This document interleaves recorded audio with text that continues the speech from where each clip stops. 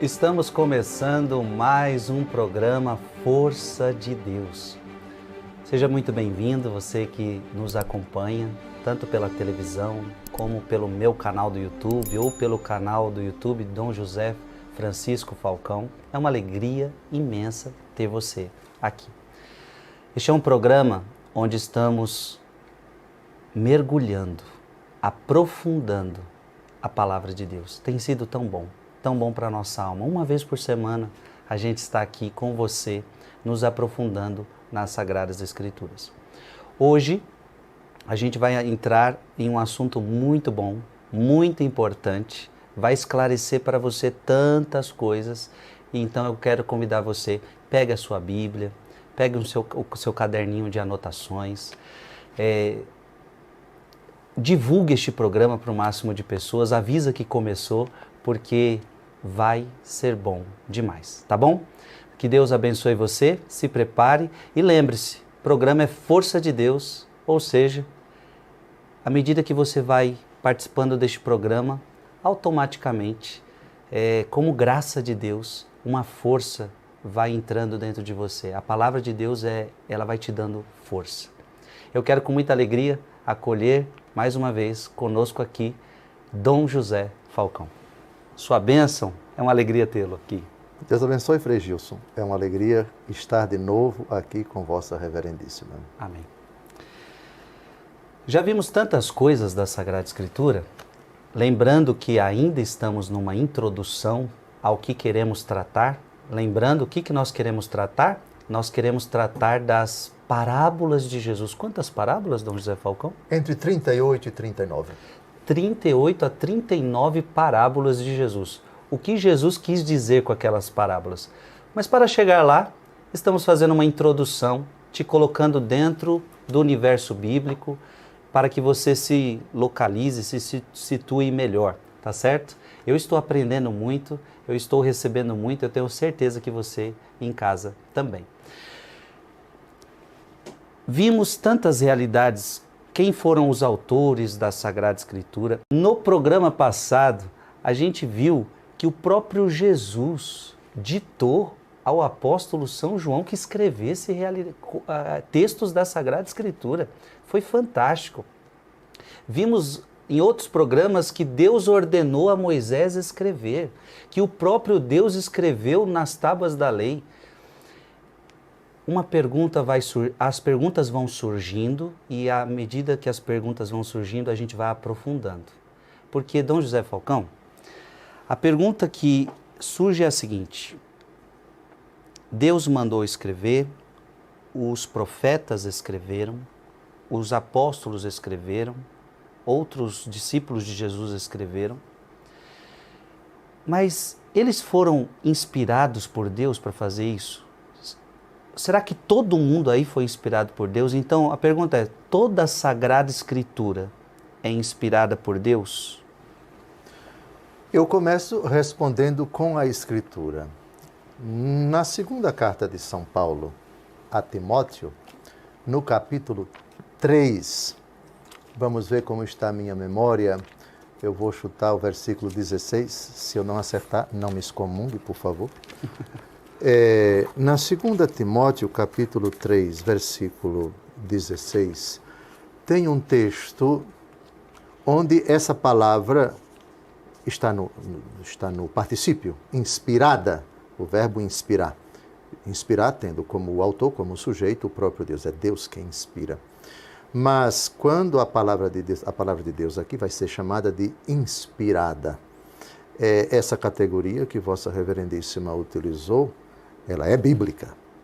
Bíblica e, portanto, crucial, fundamental, para que nós incluamos toda ela, do primeiro versículo do Gênesis ao último versículo do Apocalipse, sob a tutela, sob a chancela, sob a autoria, sob a proteção e sob o dogma da inspiração. Eu acho conveniente a gente ler o texto e depois vamos a uma tentativa de definição ou de conceituação de inspiração. O que é inspiração divina? Sim. Primeiro vamos ao texto, 2 Timóteo, capítulo 3, versículo 16. Toda a Escritura é inspirada por Deus e útil para ensinar, para repreender, para corrigir e para formar na justiça.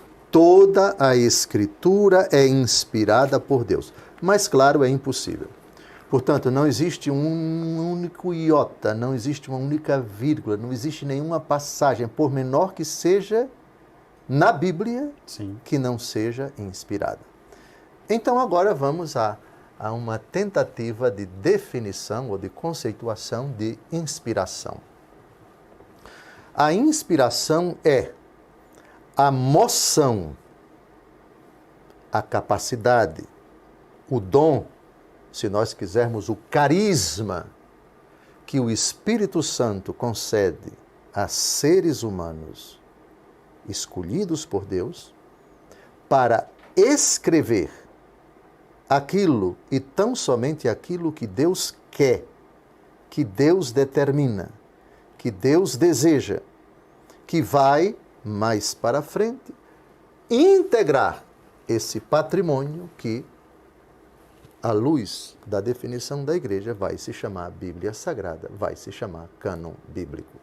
Portanto, inspirar alguém é conceder a essa pessoa o dom do Espírito Santo. É o próprio Espírito Santo quem ilumina, quem inspira, quem conduz, quem guia as capacidades intelectivas, volitivas, a cultura, a formação dessa pessoa, não tira nada dela, nem o pecado que ela eventualmente vinha cometendo ou estava cometendo quando escreveu, porque a inspiração não diz respeito à impecabilidade da pessoa. Não. A inspiração significa aqui e agora. Fulano está escrevendo por ordem de Deus e aquilo que ele está escrevendo é por iluminação de Deus, com o auxílio de Deus. Portanto, Deus é o autor primeiro, é o autor divino daquilo que está acontecendo agora, na hora exata em que ele está escrevendo. Ou está ditando e alguém está escrevendo. Ora, se aconteceu que algum texto, e é São Paulo, várias de suas cartas, ele dita e seus assessores, os amanuenses, vão escrevendo. A inspiração não cai sobre aquele que está escrevendo, mas sobre aquele que está ditando. Portanto, a autoria humana, esse autor humano, o que escreveu ou o que ditou, na hora em que ele ditou, independente de quem estava escrevendo, ele ditou inspirado por Deus. E se aquilo que foi escrito pelo mesmo autor, ou seja, ninguém ditou, foi ele mesmo escrevendo, na hora em que ele estava escrevendo, ele estava iluminado por Deus. Estava, portanto, sob a ação de Deus, sob a moção de Deus. É muito importante tirar da mente das pessoas essa ideia de que hoje existem, por exemplo, em certos editores, pensemos o Word, não estou fazendo propaganda de nenhum editor de texto, mas tem lá uma janelinha com um microfone. Se você clicar ali, você vai falando. Sim. E vai aparecendo no editor de texto o que você falou. A inteligência artificial também faz coisas fantásticas. Pois bem, então, essa ideia autômata, essa ideia como se Deus fosse ditando e a pessoa como se fosse levada feito um robô, feito uma marionete, etc. Não é assim a inspiração. A inspiração significa Deus Todo-Poderoso escolheu aquela pessoa, moveu aquela pessoa para escrever. E essa pessoa que teve um contexto sociológico preciso, que teve uma formação precisa, que teve uma cultura precisa, que teve um conhecimento mais ou menos elaborado, elucubrado, refinado ou não, do hebraico ou do grego, quando ele escreveu, enfim. Mas na hora em que ele escreveu, essa é a fé católica. Aquilo que ele escreveu ou ditou e depois assumiu para si, foi sob a moção do Espírito Santo que conduziu, que levou, respeitando sua capacidade de entender e de querer, sua formação, a escrever aquilo que Deus queria. Isso significa que, por ser inspirado e por ter sido Deus o autor divino, e malgrado até as eventuais limitações humanas, nós temos o autor divino que inspirou, nós temos o autor humano que escreveu ou ditou, ou as duas coisas. Aí está a inspiração. Logo, tudo que foi escrito foi inspirado, toda a Escritura, 2 Timóteo capítulo 3. Versículo 16. Ó, memória boa. Pois bem, então, se foi todo inspirado, é Deus o autor. Se é Deus o autor, não erra. Portanto, toda a Escritura é infalível. Ela não erra do começo ao fim, porque toda ela foi escrita por seres humanos inspirados por Deus. Isso é muito bonito, né? Porque se ela não... Porque é a dúvida de muita gente. Eu já ouvi muitas pessoas dizendo: ah, mas a Bíblia foram os homens que a escreveram. E é verdade. E é verdade o que o senhor está dizendo. Só que aí o senhor está dizendo, não, sim, os homens a escreveram, mas parece que tem uma dupla autoria com o autor principal, que é Deus. E é verdade. Ou seja, a gente acredita que os homens escreveram, como o senhor descreveu bem, mas sob uma inspiração, sob uma moção. Então, o senhor falou uma palavra importante que o senhor já citou outras vezes. Eu acho que é bom esclarecer. O senhor falou dogma de fé. É dogma de fé. Então, o que seria esse dogma de fé? Então, o senhor fala que a inspiração é como se eu tivesse que acreditar nisso, ou seja, tem muita gente que não acredita. Foram os homens que escreveram, eu não acredito que foi Deus que me deu isso aqui. Se essa pessoa se diz católica, virou herege, deixou de ser católica. Ou você acredita... Aqui não tem democracia, não. Aqui, meu amigo, para você ser católico, você tem que professar as verdades definidas, cridas pela Igreja, e algumas delas reveladas explícita ou implicitamente na Escritura, que foram definidas pela Igreja para serem cridas por fé divina e católica, e essa é a definição de dogma. Eu vou repetir o que é um dogma. O dogma é uma verdade contida, explícita ou implicitamente na Escritura, definida pela Igreja, seja pelo sumo pontífice no exercício, falando ex cátedra, definindo essa realidade para ser crida, ou por um concílio ecumênico, ou, enfim, concílio ecumênico ou o pontífice, no exercício do seu carisma da infalibilidade, se num concílio ou pontífice, porque são as duas manifestações da suprema autoridade da Igreja. Quando a suprema autoridade da Igreja define e propõe para todo o orbe católico crer com fé divina e católica uma verdade que está contida explícita ou implicitamente na Escritura, negá-la equivale a heresia. Portanto, a pessoa está automaticamente excomungada, está fora da comunhão da Igreja, portanto, deixa de fazer parte da comunhão da Igreja, não pode receber os sacramentos e sacramentais, portanto, deixou de ser católica. Certas verdades você pode até, digamos assim, por não estarem bem claras, bem suficientemente esclarecidas, você pode até concordar com elas ou não. Pensemos, Maria medianeira de todas as graças. Isso não foi definido dogmaticamente pela Igreja. Portanto, uma determinada pessoa que contesta isso, isto é, todas as graças de nosso Senhor e Salvador Jesus Cristo vêm aos homens pela mediação de Maria, ela é medianeira de todas as graças, aí é uma discussão. Há aqueles que concordam, há aqueles que discordam, e ao discordar a pessoa não deixa de ser católica. Ainda a igreja não definiu dogmaticamente, portanto ainda não é um dogma de fé.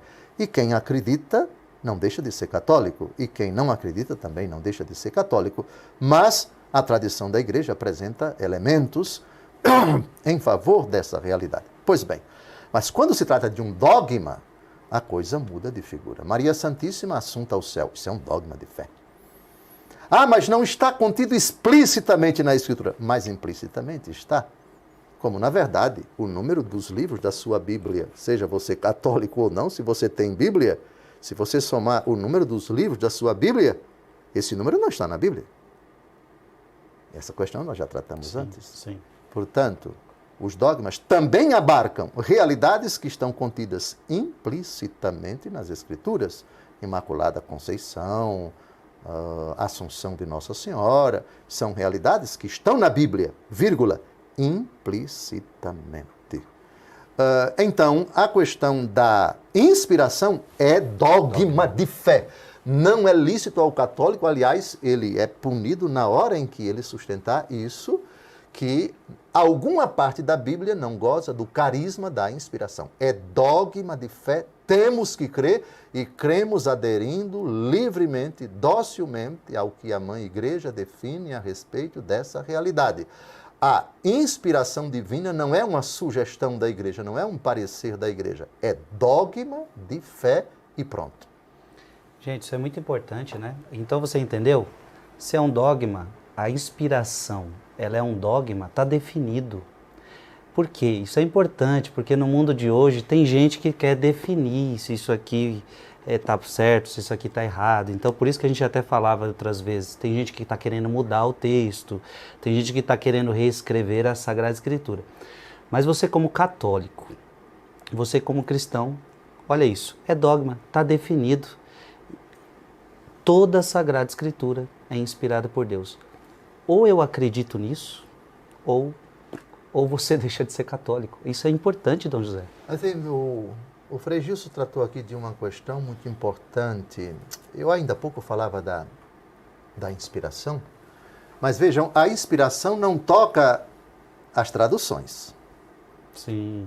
A inspiração toca a inteligência, a vontade, a integralidade da pessoa que, inspirada por Deus, colocou por escrito, naquela língua, ainda que ele aqui ou acolá tenha ditado para alguém. Então, São Paulo escrevendo uma das cartas e ditando, no segundo bloco, vou mostrar um texto onde São Paulo vai ditando e alguém vai escrevendo. O carisma da inspiração, o dom da inspiração, não é dado ao amanuense, aquele que vai ouvindo São Paulo e ele vai escrevendo. Não, o carisma é para São Paulo.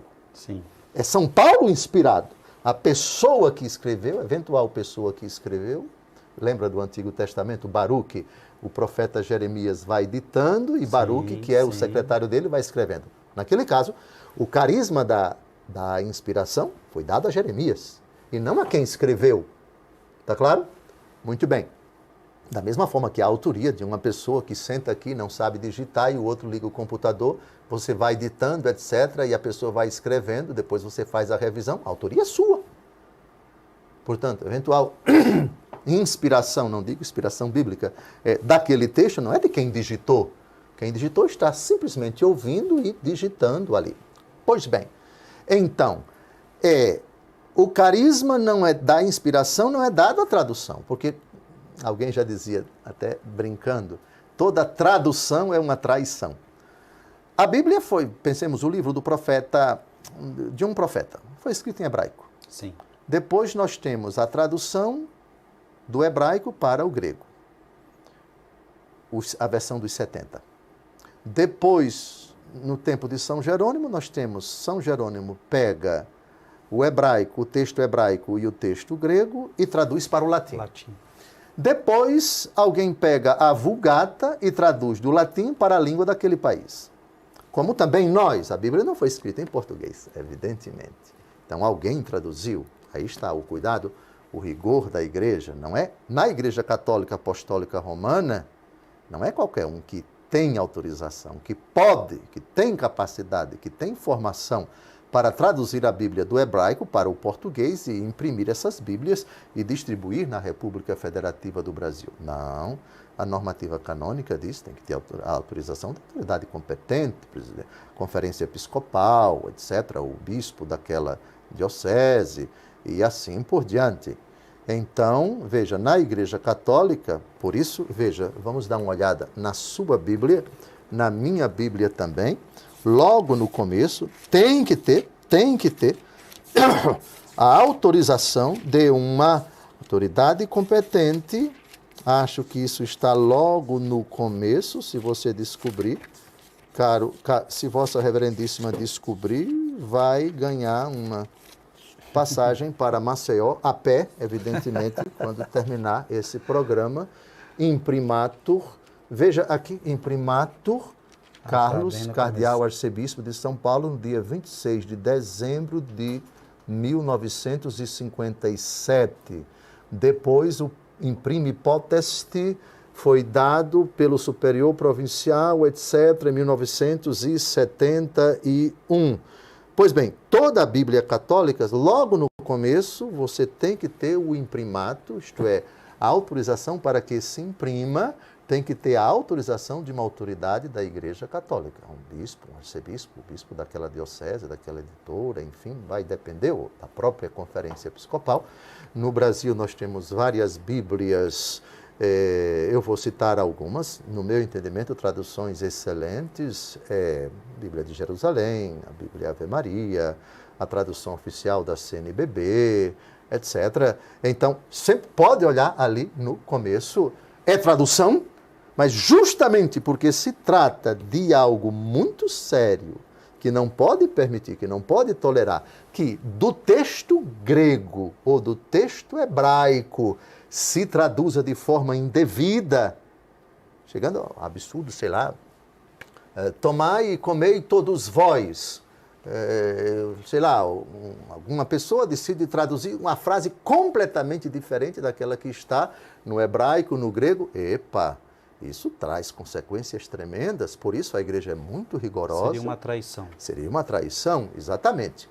Então, veja, mas essa tradução para qualquer língua, ela não goza do carisma da inspiração. É por isso que a gente chega a dizer que há traduções melhores que outras. É verdade, é verdade. Sempre a igreja ela é muito rigorosa. Eu não digo, não tenho condições de dizer todas as Bíblias do mundo, se essa foi traduzida com rigor teológico, científico, fidelidade ao texto hebraico, ao texto grego, ao texto massorético, ao texto latino e assim por diante, não tenho condições. Mas eu devo dizer que não conheço as outras, mas essas três tiveram a participação de grandes biblistas, exegetas, as notas de rodapé, o aparato crítico, enfim. Meus elogios a essas três. Eu não posso falar das outras porque eu não conheço. Chegou agora a edição Bíblia Palavra Viva também, interessante, eu a tenho. E há muitas outras Bíblias bem traduzidas no mundo inteiro. Pois bem, mas a tradução não goza do carisma da inspiração. A inspiração foi dada e já acabou. Inspiração bíblica já acabou quando o último autor dos textos sagrados morreu, no caso São João. A inspiração é pontual, apenas para quem escreveu ou ditou e depois assumiu aquele texto. Portanto, não existe inspiração. O livro foi escrito em hebraico. A inspiração foi dada ao autor que escreveu em hebraico. E não a quem traduziu para o alemão, para o italiano e assim por diante. Porque, enquanto tal, a tradução pode ter alguma imperfeição.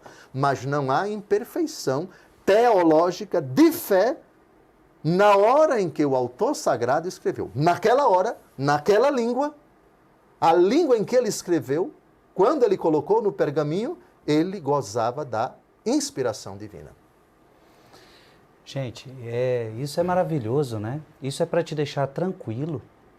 Você pode acreditar na Sagrada Escritura. Então, esse assunto vai tirando tantas dúvidas, vai tirando tantos questionamentos, vai trazendo para nós fé, certeza de que foi Deus quem nos deixou as Sagradas Escrituras. E que bonito quando a gente leu toda a Escritura é inspirada por Deus. Gostei quando o Senhor falava do primeiro versículo do Gênesis ao último versículo do Apocalipse. Então toda a Sagrada Escritura é inspirada por Deus. Você pode acreditar nisso. A gente vai seguir, Dom José Falcão, o nosso tempo agora ele está curto, né? A gente não vai conseguir entrar em outra pauta, mas eu vou fazer outras perguntas, a gente vai aprofundando. Por exemplo, eu já vou fazer uma pergunta agora que o senhor responde no próximo bloco. A minha pergunta era, e o autor que o senhor está dizendo que foi, só ele foi um inspirado, né? Mas ele tinha ciência de que ele estava sendo inspirado?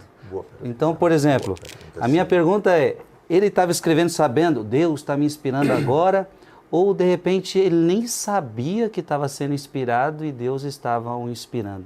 Então, essa é uma pergunta que já vai ficar para o próximo bloco. Este é um assunto importante. Eu já encontrei muita gente católica aonde eu falo, olha, isso está na Bíblia. E a pessoa diz, mas eu não acredito em tudo que está na Bíblia. Então, fica difícil conversar com pessoas que não acreditam na Bíblia.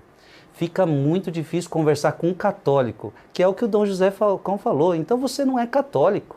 Como é que eu vou conversar com um católico que não acredita em Bíblia? A nossa conversa acaba, não tem o que a gente falar, porque a base minha é a Sagrada Escritura, tudo que Deus revelou, tudo que Deus inspirou. Tá bom? Então o programa está bom demais, importantíssimo, e vamos dar só um breve intervalo e a gente já retorna. Eu espero por você.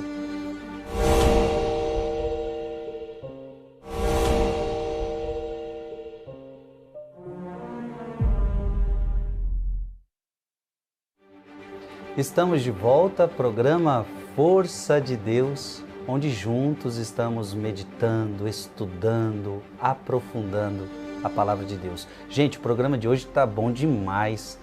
Estamos conversando sobre um assunto que eu particularmente gosto muito, que é sobre a inspiração. A Palavra de Deus ela foi inspirada por Deus e nós já temos a resposta. Sim, a Palavra de Deus foi toda ela inspirada. E a igreja, então, a definiu assim. Temos que crer, temos que acreditar. E se você não acredita, se você não crê que a Bíblia, a Sagrada Escritura, foi inspirada por Deus, você chega a deixar de ser católico, ser cristão. Porque sem a Sagrada Escritura, você perde a base muito importante para nós cristãos. Eu terminei o último bloco fazendo uma pergunta para Dom José Falcão, porque ele nos dizia que Deus inspira aquele autor. Nos dizia que aquele que, muitas vezes o autor ditava para alguém, então aquele que ia escrevendo, recebendo o ditado, não, este não é inspirado, quem é inspirado é o autor, né? E eu fiz uma pergunta para ele que agora ele vai responder para nós. A pergunta é, e o autor, ele sabia que ele estava sendo inspirado sempre? Ou seja, eu sinto que estou recebendo uma inspiração, eu sinto que agora Deus quer que eu escreva, ou não? Ele de repente estava escrevendo, sem saber estava sendo inspirado, ou as duas coisas? O dogma da inspiração não inclui a consciência do autor, do escritor, ou as duas coisas, na hora em que ele estava escrevendo. Não. E nisso reside a onipotência divina. Deus assiste uma pessoa na hora em que ela está fazendo aquilo, porque Ele é onipotente, porque Ele quer, porque Ele deseja. E em si, Ele não precisa do consentimento de ninguém, nem da ciência da pessoa de que é Deus quem o está inspirando. Vou fazer aqui agora um pequeno teatro. Vai ser engraçado, mas para vocês entenderem que não foi assim. A ideia que subjaz na imaginação de algumas pessoas é essa, que Deus Todo-Poderoso, Ele me mandou dizer que amanhã, às 3 horas da tarde, Ele vai me inspirar e eu vou escrever alguma coisa. Então eu chego lá, 15 para as 3, altíssimo, eu já estou pronto. Pode mandar a inspiração que agora eu vou escrever. 4, 3, 2, 1. Começou a inspiração. Vup, vup, vup, vup, vup. A coisa não é assim. De forma alguma. Não importa onde a pessoa estava, se o pergaminho em cima do qual ele escreveu estava estragado ou não, se a tinta da pena que ele utilizou já estava um pouco fraquinha ou não, e se a pessoa tinha consciência ou não da inspiração. Isso é irrelevante. O fato é que sua inteligência e sua vontade a respeito daquilo que ele foi colocando por escrito, da verdade que ele foi redigindo. Ele tinha consciência da palavra que ele estava redigindo, ele tinha consciência daquela verdade que ele escreveu, ele tinha consciência de que aquilo que ele estava escrevendo não era uma mentira, mas são fatos objetivos. Ainda que naquele tempo tão longo, tão remoto, sim, ele não tinha a noção elucubrada que nós temos de inspiração. Mas Deus o inspirou naquele momento. O conceito de inspiração não inclui a consciência do autor de que ele estava sendo inspirado.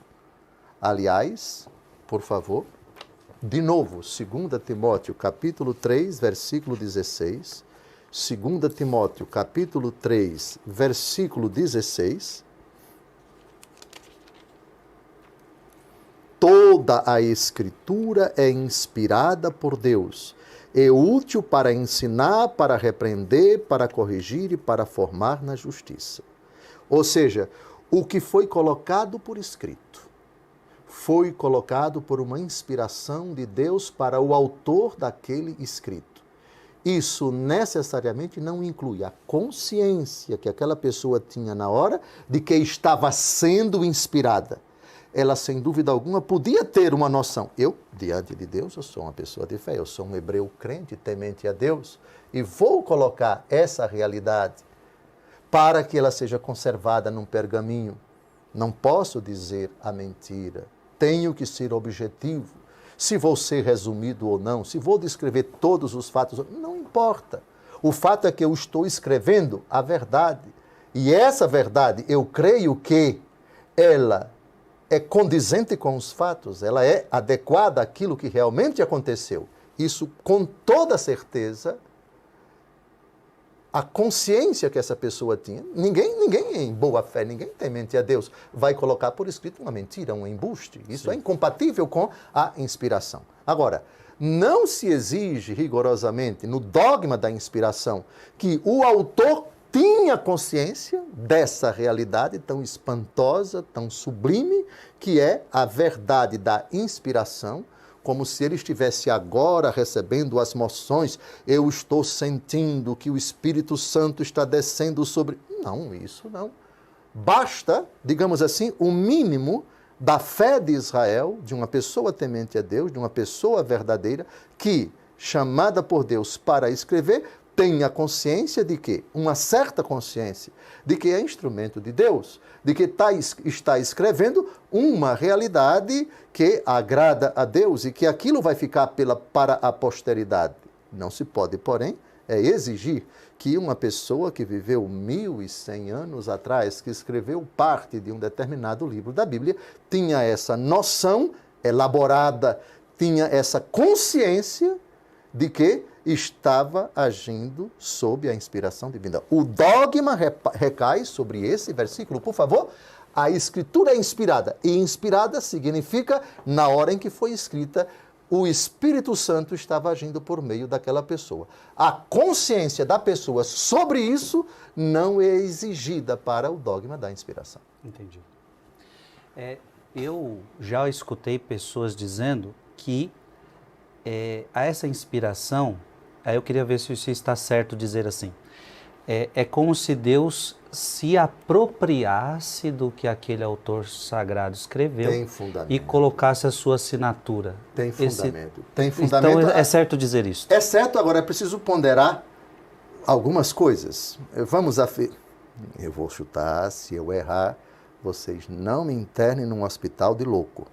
Filipenses capítulo 2, de 12 a 13. O que é?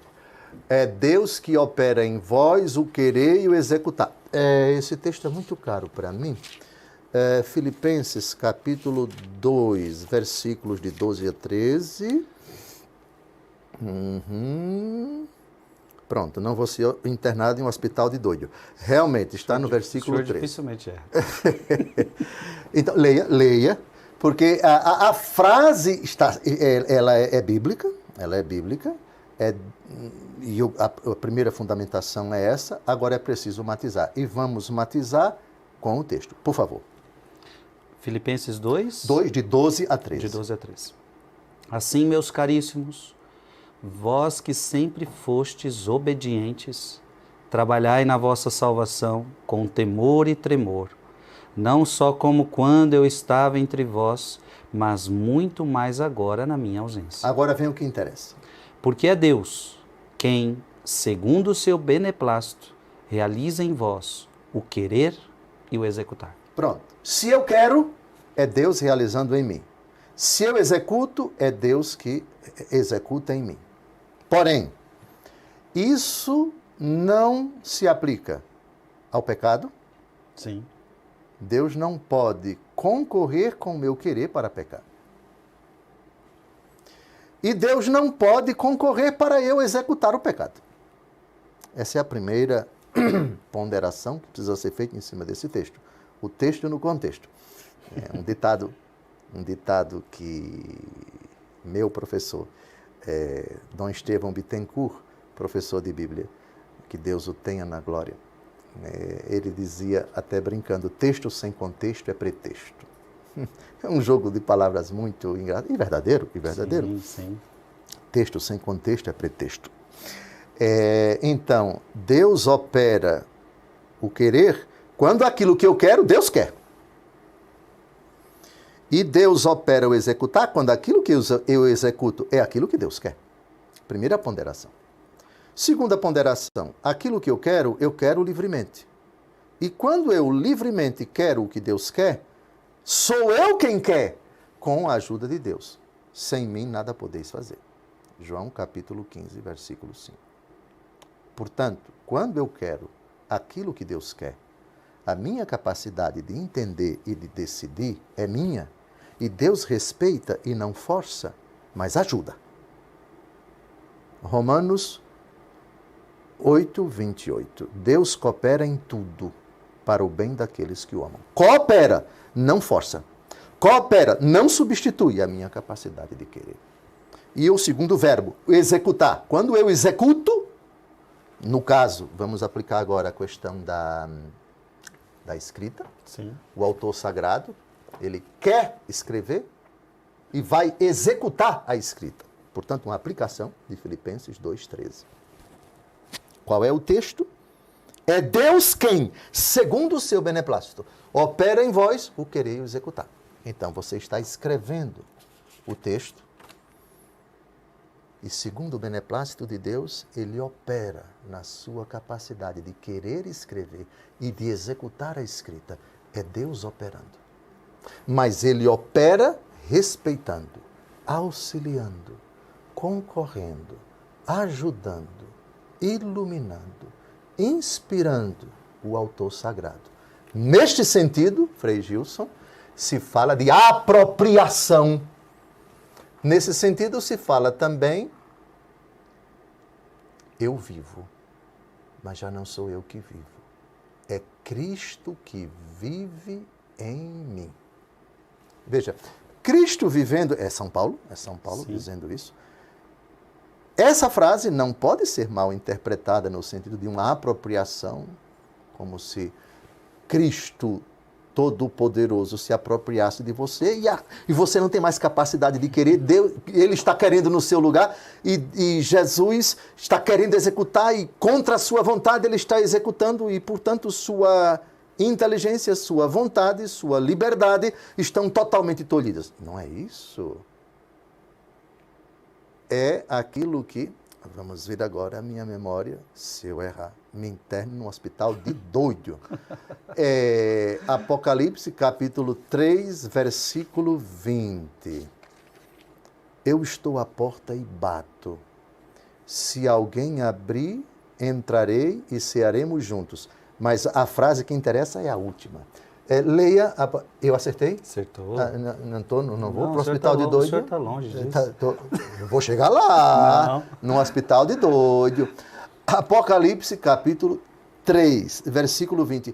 Então, veja aí como as vontades humana e divina interagem. Isso se aplica também na hora da escrita, Sim. na hora da inspiração. Leia, por favor. 20, versículo 20. Apocalipse, capítulo 3, versículo 20. Eis que estou à porta e bato. Se alguém ouvir a minha voz e me abrir a porta, entrarei em sua casa e cearemos, eu com ele e ele comigo. Pronto. Basta você ficar com essa última frase. Todo o versículo é lindo, belíssimo. Tem panos para as mangas, para tanta reflexão. Mas no caso aqui, da inspiração, a sua frase está certa. O Senhor se apropria, não é? O Espírito do Senhor que se apropria de Eliseu, que se apropria de Elias, e fulano cheio do Espírito Santo falou, pregou, etc. As expressões são bíblicas e são também da tradição da igreja. Eu com ele e ele comigo. Olha que bonito. O Espírito Santo chega a uma pessoa que pega o pergaminho, que pega a pena. Senhor, eu preciso colocar isso, por isso aconteceu isso, etc. O Senhor me deu a ordem. Jeremias recebeu a ordem de Deus, coloca por escrito. Moisés recebeu, coloca por escrito. Aí vai lá, Moisés pega o pergaminho e vai, talvez até cansado, já cochilando, e vai com a pena. É nessa hora, eu com ele e ele comigo. O Espírito Santo de Deus, de forma misteriosa, iluminando o fraco Moisés, o idoso Moisés, o cansado Moisés, o pecador Moisés, e ele vai escrevendo. Mas essa inspiração respeita a inteligência dele, o cansaço dele, a cultura dele, a formação dele, a intuição dele, a memória dele, mas sem possibilidade de erro. Pode colocar todo o defeito do mundo em Moisés, mas naquilo que ele está escrevendo, não. Está inspirado por Deus. Eu com ele e ele comigo. Que lindo. Lindo, minha gente. É bom saber disso, né? Eu tenho certeza que a tua fé na Sagrada Escritura está aumentando. E a sua paixão pela Sagrada Escritura está aumentando. Esse é uma das questões que vai acontecer com você que acompanha este programa. A sua paixão pela Sagrada Escritura, o seu amor pelas Sagradas Escrituras vai aumentar. Porque conhecendo mais, a gente ama mais. Isso é natural. Estamos vendo Dom José Falcão falar de tantos autores que escreveram. Estamos agora entendendo o que é inspiração, onde Deus se utiliza de pessoas humanas para trazer a sua palavra para nós. E a gente pode perguntar para Dom José, mas quem é o autor das Sagradas Escrituras? A resposta tem dois níveis. O autor divino é um só, Deus. E os autores humanos são muitos. Deus se utiliza da natureza humana, da carne humana, da contextualização humana, da fragilidade humana, do ser humano. Eu como feijão, farinha, arroz. Sou pecador, adoeço, envelheço. Aliás, nem é preciso dizer, vocês já perceberam, né? Como é que eu envelheço? Todos nós com nossas quedas, nossas fraquezas. Foi com essa natureza humana que Deus contou para colocar por escrito as verdades referentes à história da salvação do seu povo antes da vinda de Jesus e para colocar por escrito os principais fatos da sua encarnação, nascimento, vida pública, paixão, morte e ressurreição e também, até um certo tempo, da história da igreja primitiva até a morte do último apóstolo. Essa natureza humana tem tudo de debilidade, tem tudo de fragilidade. Encontrar defeitos na vida de certos autores que sabemos que de fato escreveram alguns livros do Antigo Testamento não é uma coisa difícil. Encontrar a fraqueza de São Paulo, ele mesmo escreve. Sim. Eu persegui a Igreja de Deus e assim por diante. Encontrar defeito na vida de São Pedro. Davi, sim, exatamente, os defeitos. E Davi compôs vários salmos. É o autor de pelo menos, 55, 60 salmos, onde aparece salmo de Davi. É verdade, bem lembrado no Antigo Testamento. Então, descobrir fraquezas na vida dos autores humanos é a coisa mais fácil do mundo. Mas isso não toca a inspiração, nem afeta a nossa fé, né? Aliás, na palavra de Deus, seja do Antigo, seja do Novo Testamento, a única pessoa em que você investe, tirando Nosso Senhor, que você não encontra defeito nenhum é Nossa Senhora. O resto, qualquer um. O senhor acredita que o senhor falando disso, que usou eles mesmo com pecados? Mesmo com pecados. E aí, ou seja, ele não escolheu uma pessoa santa, e se tivesse que escolher, só teria uma, que era a Virgem Maria, aí me passou... Que não escreveu nada, Essa questão que passou, será que ela escreveu? Não. Pois é. O Senhor confiou a Nossa Senhora coisas que não confiou a ninguém, como confiou a São Pedro, o que não confiou a ninguém, não confiou a Nossa Senhora. E determinadas pessoas foram escolhidas por ele, não para fazer o que São Pedro fez, se bem que ele escreveu 2 cartas, como pastor da igreja, não confiou a Nossa Senhora, que teve uma missão que ele não deu para ninguém. Para determinadas pessoas ele confiou determinadas tarefas. Para os hagiógrafos, os autores humanos sagrados, eles se tornam sagrados no momento em que escrevem sob a inspiração divina. Portanto, são hagio, é santo, grafos, grafia, é escrita, hagiografo, significa os autores sagrados, os que escreveram livros sagrados. São os autores humanos. Quantos eles foram? Nós não sabemos. Quantos eles foram? Nós não sabemos o número deles. Não dá para dizer, porque determinados livros tiveram vários autores.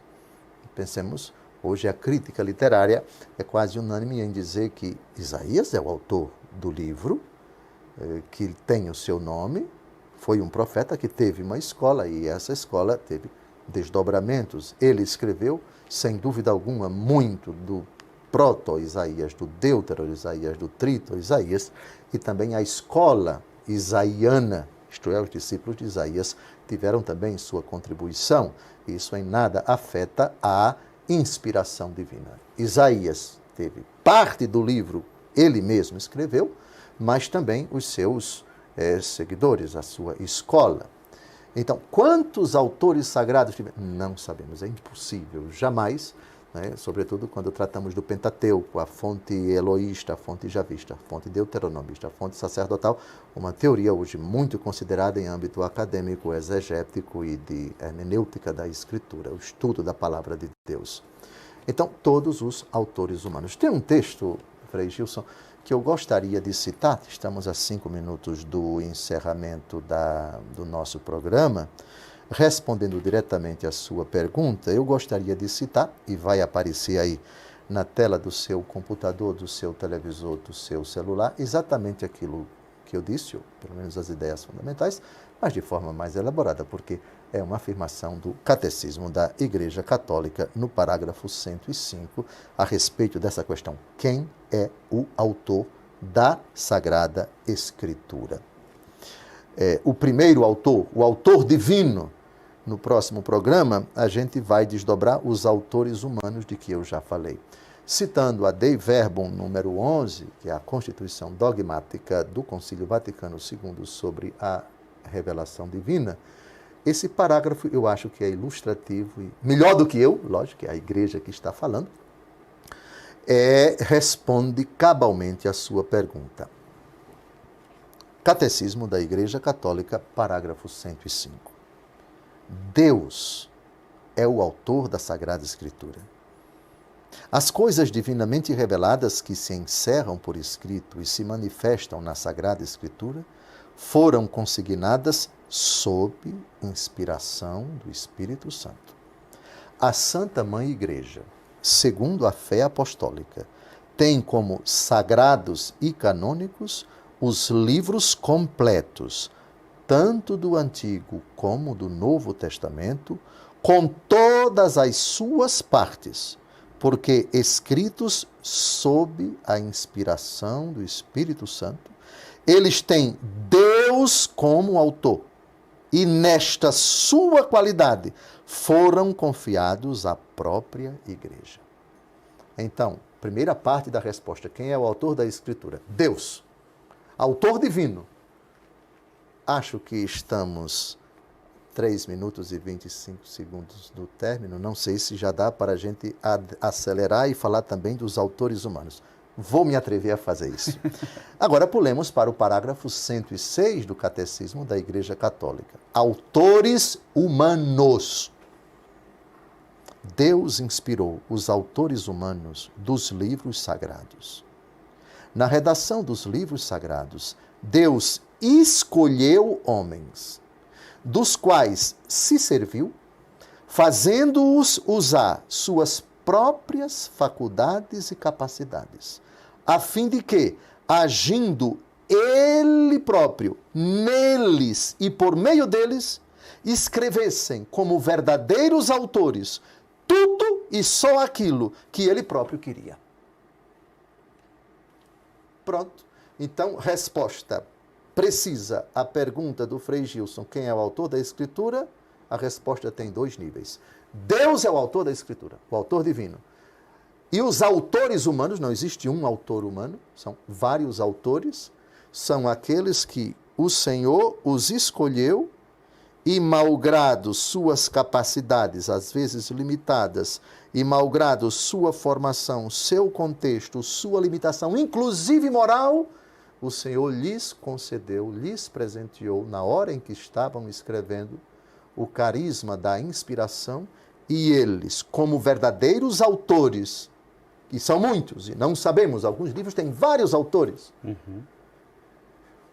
colocaram por escrito apenas aquilo que o Senhor Deus queria. Isso é tão bonito, né, gente? Ouvir isso, apenas aquilo que Deus queria.